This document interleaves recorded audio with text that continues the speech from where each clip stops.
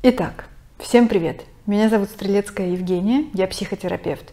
В своих предыдущих видео о навыке управления своими эмоциями я уже рассказала вам о том, что, собственно, в сам навык управления эмоциями входит 3 шага или 3 умения.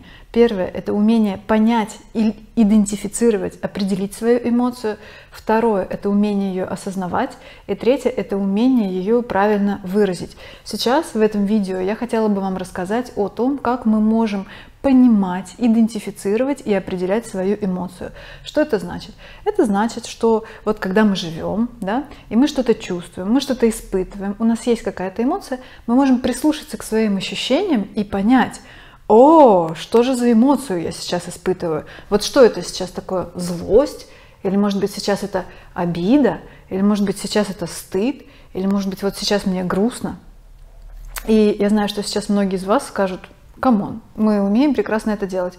Ребята, если вы умеете, прям сразу сейчас выключайте это видео. Оно посвящено именно для тех людей, которые не умеют. И их очень много. Их огромное количество. И в первую очередь это все люди именно с расстройствами личности.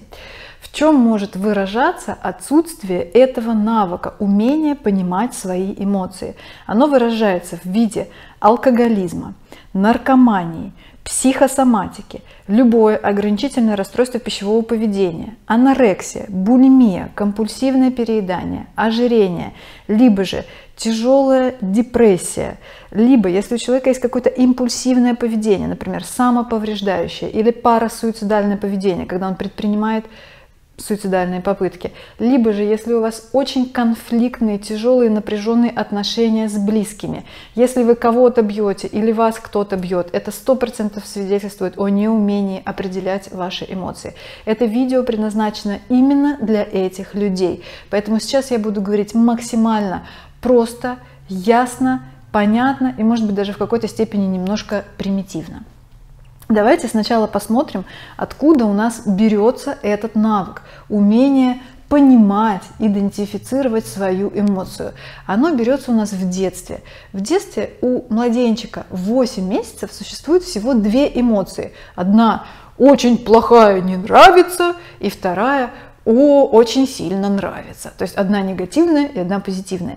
И из них, как из зачатков, потом дифференцируются более тонко нюансированные все негативные эмоции. То есть одна вот эта большая негативная дробится у нас на 5, а одна большая позитивная дробится у нас тоже на несколько. Да? Ну, мы говорим, если только про базовые, то это радость, интерес. Также у нас есть любовь, жалость, благодарность и много-много других позитивных эмоций. Воодушевление, восторг, надежда, вера. Это уже такие вторичные, третичные эмоции более высокого, благородного порядка. Так вот, и как же у нас происходит это дробление, эта дифференциация? А очень просто. Когда мы, такие еще будучи маленьким ребеночком, попадаем в разные ситуации, наша мама учит отличать эти негативные эмоции друг от друга. Например, у тебя отобрали совочек, ты злишься. Или тебе мама что-то не купила, ты обиделся и топнул ножкой. Собака большая прибежала, и стало страшно. Вася не пришел в детский садик, стало грустно. Или игрушечка сломалась, стало грустно. Зато что-то получилось, собрать пирамидку, это радость. Мамочка пришла, это любовь. Вот так вот родители, они нас учат определять эти эмоции. Так мы научаемся их отличать друг от друга. Но если ваши родители сами не умеют это делать, то они и вас не научили отличать. Поэтому сейчас я буду вас учить. Для того, чтобы мы научились хорошенечко определять и понимать свои эмоции, нам нужно отслеживать. Первое, какая ситуация вызывает эту эмоцию. То есть, если в вашей жизни происходит какая-то ситуация, то вы можете понять, что вы чувствуете это. Второе, что вы думаете в этот момент. Третье, по своим физическим реакциям вы можете понять, какую вы эмоцию испытываете. И четвертое, по своему поведению, то есть по тому, что вы действуете, что вы делаете под влиянием ее. Итак, поехали. Первая эмоция – злость. Или же другими словами, возмущение, раздражение, негодование, гнев, агрессия, ненависть, неприязнь. В каких ситуациях возникает эта эмоция? В тех ситуациях, когда ваши границы нарушились, то есть вам не сделали то, что вы хотели, либо же сделали что-то, чего вы не хотели. То есть когда вас отвергают, на вас кричат, на вас злятся, вам предъявляют претензии, вас критикуют, либо у вас отняли что-то, чего вы хотите. То есть это прекращение какого-то приятного события. Что мы в этот момент думаем, когда злимся? Что мы хорошие, а другой человек, причина этой злости, он плохой. И мы на него злимся. Физические реакции – это учащенное сердцебиение, учащенное дыхание, сжимаются кулаки, сжимаются челюсти, нахмуренные брови, ощущение повышенного мышечного тонуса и желание что-то сделать. Поведение, желание покричать, поматериться, ударить человека, что-то кинуть, разбить, убежать, хлопнуть дверью. Если вы именно так выражаете злость, то у вас проблемы с выражением этой эмоции, и тогда я рекомендую вам посмотреть свое видео про то, как правильно выражать эмоции. Вторая эмоция – это грусть.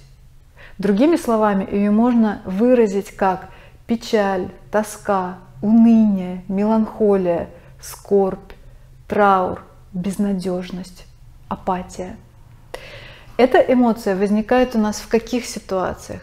Когда мы потеряли или утратили что-то, что было очень важно для нас. Когда произошла смерть близкого для нас человека, либо расставание, либо вы скучаете по человеку, разлука с близким человеком, либо же когда вы потеряли работу, потеряли деньги, либо же когда вы даже потеряли или утратили какие-то иллюзии. То есть то, что вы думали, оказалось не так в мире, и из-за этого вам становится очень больно. И также вам может быть грустно, когда вы просто очень-очень сильно устали, и ваш ресурс уже истощился. Это значит, что вам нужно отдохнуть.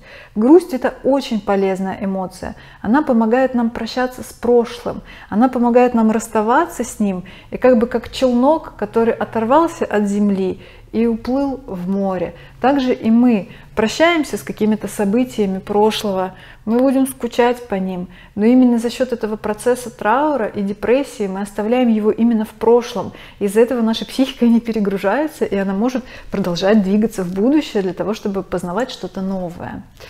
Мысли, которые в этот момент, в момент грусти нас охватывают, это то, что мы плохие, мы все воспринимаем в пессимистическом контексте.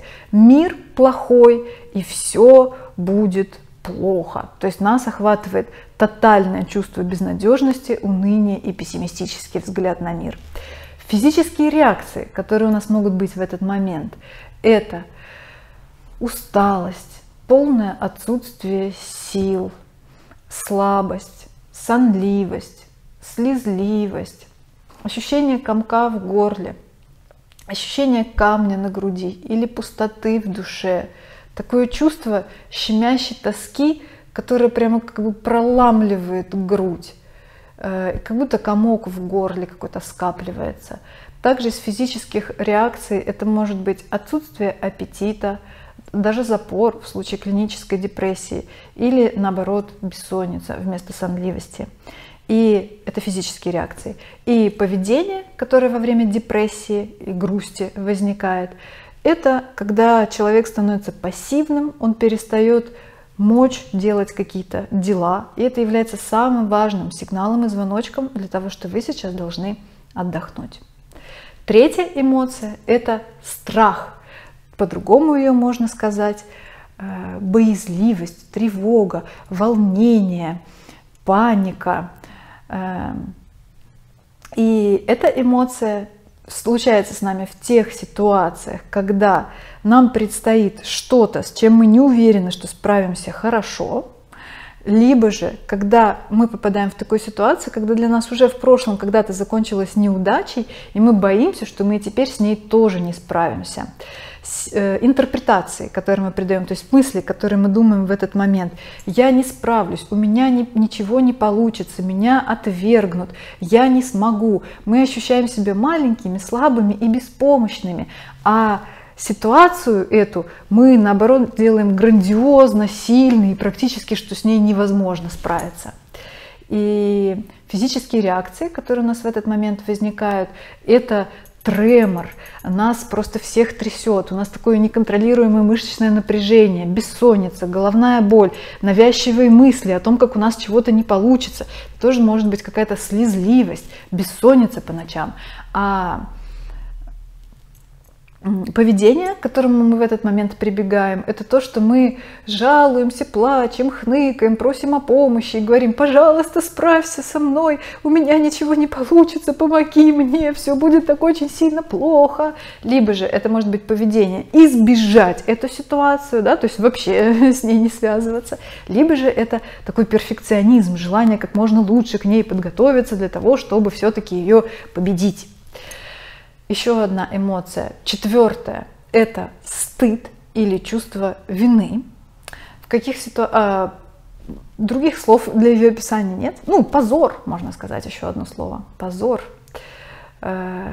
косипорнул, вот, зашкварился. Стыд и чувство вины возникает у нас в тех ситуациях, когда мы поступили плохо, сделали что-то неправильно, и другие люди нас за это не похвалили, не одобрили, отвергли, отреагировали на это негативно, критикой и отвержением. Ну, то есть в том случае, когда это природная эмоция, это когда мы за счет нее учимся не воровать, не бить никого, вести себя вообще корректно и грамотно. То есть это очень полезная эмоция для нашего выживания и субъективного, и выживания как человечества, потому что мы за счет этого научились не делать друг другу прям очень сильно, так уж совсем откровенно плохо. Итак, стыд, да? Что мы думаем в этот момент? Я плохой, я никчемный, я ужасный. То есть мы себя воспринимаем как плохих, а других людей как хороших и правильных, но критично настроенных к нам, отвергающих и наказывающих. Какими физическими реакциями это сопровождается? Покраснение, оцепенение, онемение, бегающий взгляд, то, что мы избегаем смотреть в глаза, да, это желание провалиться сквозь землю, вообще куда-то уничтожиться, чтобы нас просто не было, пропасть, забиться куда-нибудь в уголок. И поведение, которое под влиянием этого возникает, это желание извиняться, просить прощения, как-то исправить эту ситуацию, либо, опять же, спрятаться, скрыться, и чтобы нас никто не видел, чтобы нас больше не было. И последняя негативная эмоция – это отвращение.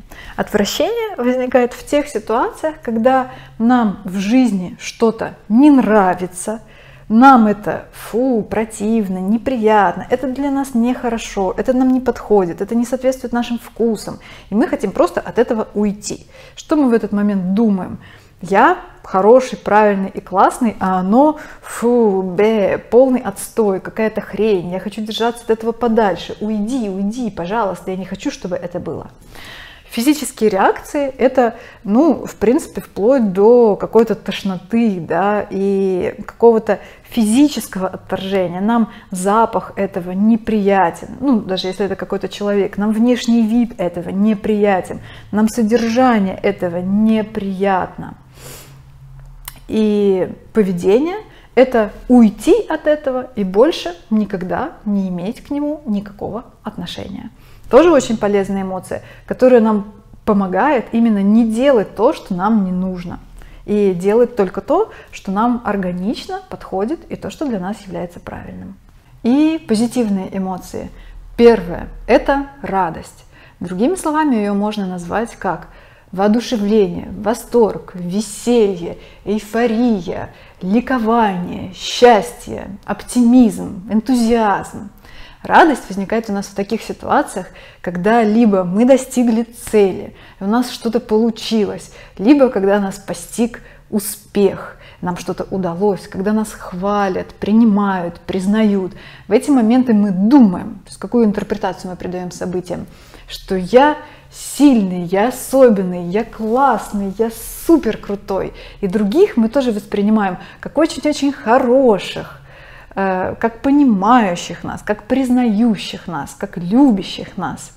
Физические реакции, которые в этот момент возникают, это ощущение энергичности, прилива сил, бодрости, это желание что-то делать, это такой приятный мышечный тонус, это чувство ликования в груди, это непреодолимое желание смеяться, всех обнимать, целовать. И поведение, которое под влиянием этого возникает, это говорливость, это когда ты находишься в ударе, когда тебя просто прет и куда-то несет, когда ты улыбаешься, смеешься. Даже, знаете, так иногда бывает, что даже губы дрожат и даже щеки уже устают смеяться и радоваться. Это когда ты хочешь быть вместе с людьми и делиться с ними этой приятной позитивной эмоцией.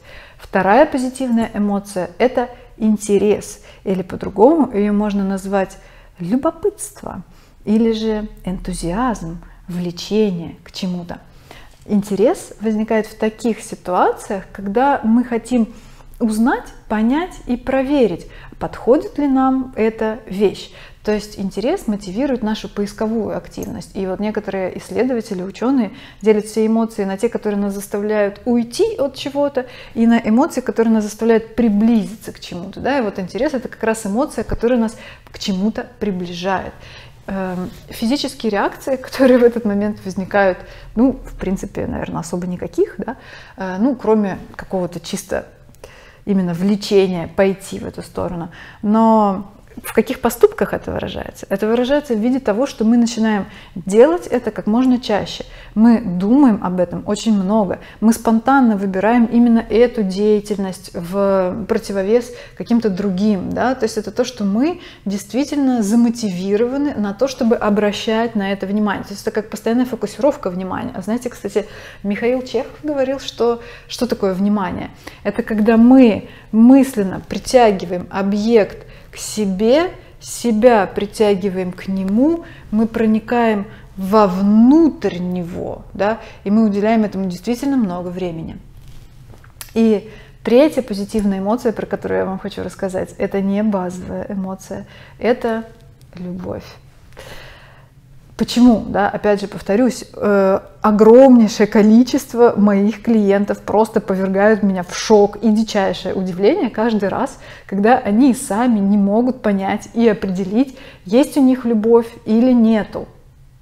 Ну, наверное, так получилось из-за того, что у нас традиционно любовные отношения, как бы любовные, да, то есть брак, в них все время постоянно что-то примешивалось. Это как раз вот этот вот нормативный опыт, да, не личный опыт, а нормативный. Там, надо выйти замуж за того, кто сможет тебя обеспечить, даст тебе имущество. Раньше же замуж вообще как бы выдавали, было вот это сводничество и всякое такое. Там нельзя было любовь иметь с человеком противоположного пола, с человеком другой расы, с человеком другого возраста, национальности и так далее. То есть у нас очень много ограничивающих убеждений именно в отношении любви, которые нас как раз-таки инвалидизируют, то есть не позволяют нам прислушаться к себе для того, чтобы определить эту эмоцию.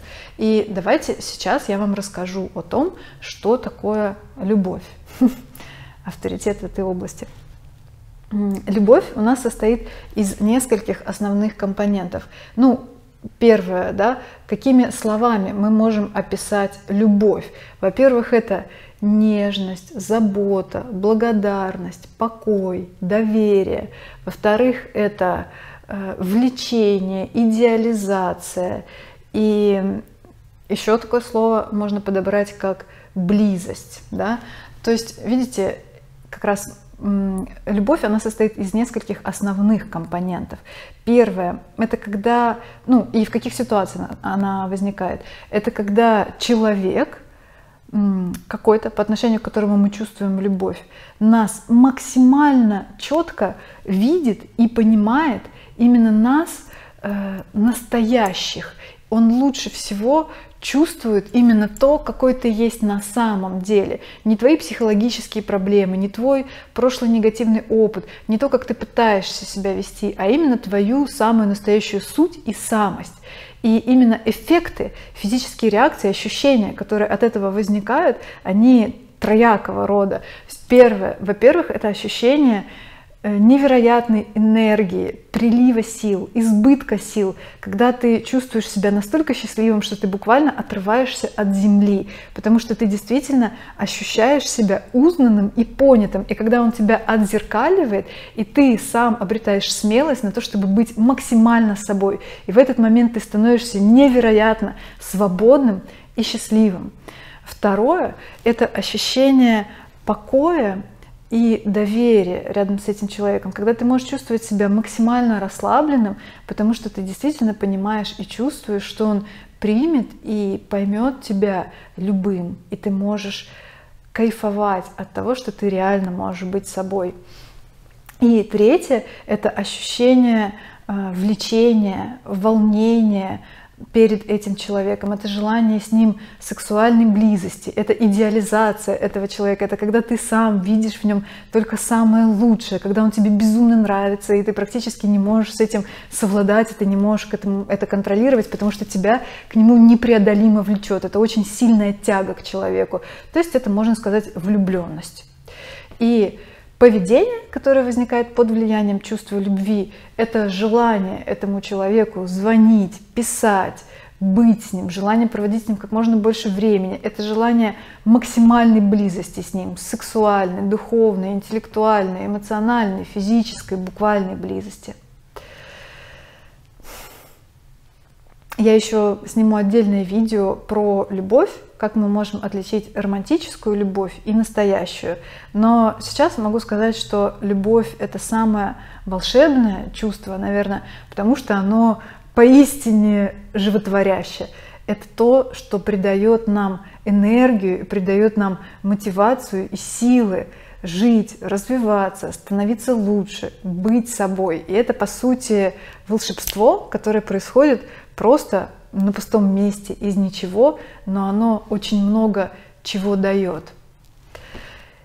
Итак, все позитивные эмоции нужны нам для того, чтобы мы соображали, что в эту сторону нам стоит двигаться, нам стоит стараться делать этих событий как можно больше в своей жизни. И именно за счет этого мы можем становиться более гармоничными, более довольными и более счастливыми. И теперь напоследок хочу дать некоторые практические рекомендации. Если вы не умеете определять и понимать свои эмоции, то что вы должны делать? Примерно на протяжении 2 недель или месяца просто наблюдайте за своими эмоциями и спрашивайте у себя каждый день: что я сейчас чувствую? И пытайтесь из этого каталога, как из списка, выбрать и определить, что это за эмоция сейчас. Злость, или же грусть, или может быть радость, или может быть любовь. Просто прислушивайтесь к себе и старайтесь ее понимать. У вас это очень легко и быстро войдет в привычку, потому что это хорошее, полезное поведение, оно адаптивное. И как только вы поймете и схватите принцип, ваша психика скажет: а что, так можно было? Ей очень это понравится, и она начнет с удовольствием этим пользоваться. Когда ко мне на сеансы приходят люди, которые не умеют понимать свои эмоции, это выглядит очень специфическим образом. И это действительно иногда даже пугает, вводит в замешательство. Потому что вроде их слушаешь, и они так говорят что-то. И вроде в этом есть какая-то логика, да, потому что в этом есть интеллектуальная логика. И мысли даже могут быть логически взаимосвязаны. Но из-за того, что они не понимают своих эмоций, они настолько оторваны от своего собственного эмоционального опыта, что они буквально превращаются как муху, подвешенную в каком-то сиропе. И они вообще настолько плавают, они настолько не разбираются в своей жизни, это просто жуть. То есть это реально вызывает такое ощущение жути, какого-то хтонического такого ужаса. И эти люди бесконечно потеряны, потому что они настолько не разбираются в своей жизни, им настолько не на что опереться, как будто у них просто вот так вот все идет шкереберть, просто весь мир плавает, и жизнь становится просто такой ломаной линией, какое-то очень разбитое зеркало на много маленьких осколков. Она совершенно не является цельной и монолитной. И вот именно если вы такой человек, и вы чувствуете, что вы абсолютно потеряны, вы ничего не понимаете. Это как бы, да, знаете, называется так отсутствие эмоционального интеллекта. Вот, пожалуйста, возьмите это видео и посмотрите его столько раз, сколько вам нужно будет для того, чтобы понять свои эмоции. Научитесь в них разбираться, ориентироваться и опираться на них. Это даст вам колоссальную опору. Вы станете очень определившимся в жизни человеком, когда научитесь это делать. Это абсолютно беспрекословная база и основа. Я неустанно буду вам повторять о том, что эмоции чрезвычайно важны для управления нашей жизнью. Очень настоятельно рекомендую вам овладеть этим навыком, первым шагом понимания своих эмоций. В следующих видео я расскажу вам о том, как вы можете осознавать свою эмоцию и, конечно же, как вы можете правильно выражать свои эмоции. Так что подписывайтесь на мой канал и ждите мои новые видео. Всем пока!